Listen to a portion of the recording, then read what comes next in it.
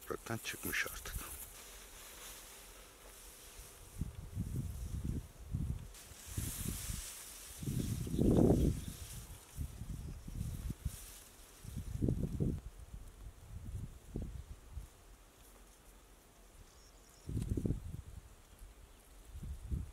İki, 4, 6, 8, 10, 12, 14, 16, 17, 18, 19.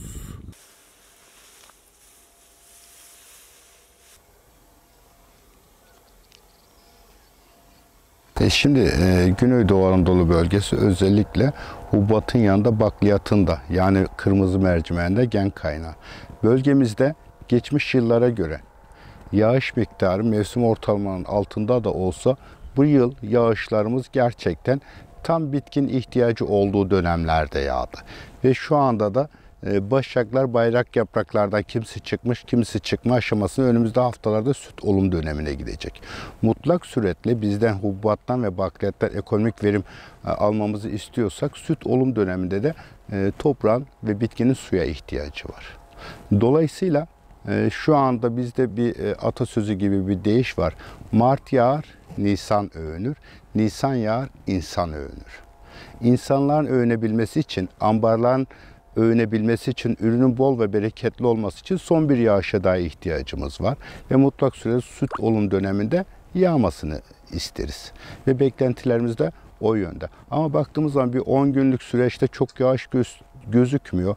%5, %15 inşallah o bölgelerde de o yağışlara denk gelirse hububatta ve bakliyatta herhangi bir sıkıntı yaşamayacağız gibi gözüküyor. Ama o son bir yağışları almazsak mutlak suretle tekrar o şeylere ihtiyacımız olacak bizim yağışa mutlak suretle. Dolayısıyla mutlak suretle de süt olum döneminde yağışa ihtiyacımız var. Süt olum döneminde bir yağışımız olursa ekonomik verim eşiğinde bir verim alırız. Şu anda da demin de sizden saydık zaten.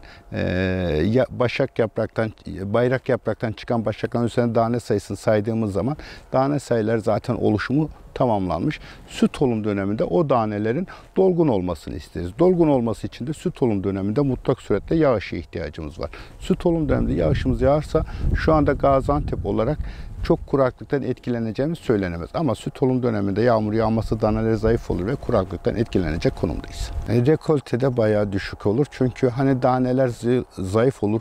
1000 tane ağırlığı, hektolitre ağırlığı ortalama çok altında olur. Eğer 1000 tane ağırlığın tam anlamında mesela 1000 tane ağırlığı hububatta ortalama 40 gram civarında olması lazım. Yağış yağarsa o ortalamayı yakalar. Eğer yağış yağmazsa taneler zayıf olur. Yani 1000 tane ağırlık 40 veya 38 gramın altında olursa bu tarımda istemediğimiz bir konu. Çünkü neden? Verim kaybı var demektir. Onda mutlak suretle özellikle süt olum dönemindeki yağan yağışlar hububatın 1000 tane ağırlığını etkilerler. Bölgemizde gerçekten son zamanlarda biliyorsunuz zaten Güneydoğu Anadolu bölgesi ve Gaziantep 2004'ten bu yana çok kuraklık yaşadı. Bunun haberlerini de sizden daha önce yapmıştık. Bu kuraklıktan canı yanan çiftçilerimiz artık sulu tarıma çareler aradı. Her yer köstebek yuvası gibi yer altından su alamaya başladı. Bulanlar sulu tarıma geçti. Bulmayanlar özellikle kuraklıktan etkilendiğimizden dolayı çok yıllık ve kuraklığa dayalı Antep fıstığına yöneldiler.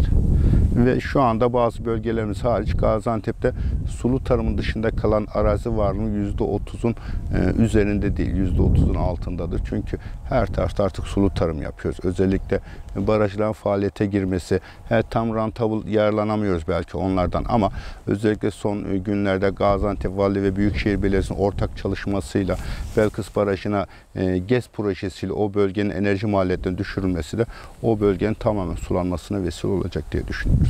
Kesinlikle zaten bilim adamları da şunu söylüyor. Güneydoğu Anadolu bölgesi son 50 yıl içerisinde çölleşecek, kuraklaşacak diyor. Ve gün geçtikçe de ona gidiyoruz. Zaten 2004'ten bugüne baktığımız zaman biz 4 tane büyük kuraklık yaşadık. Ve gün geçtikçe bu kuraklık riskini her yıl hissediyoruz. Belki bu yıl mevsim ortalamalarının altında yağmur yağdı. Kuraklık riskimi azalttı. Son bir süt olum döneminde yağsın kuraklıktan etkilenmeyek diyoruz ama bakıyorsan bu yıl yağış ortalama mevsim normallerinin altında.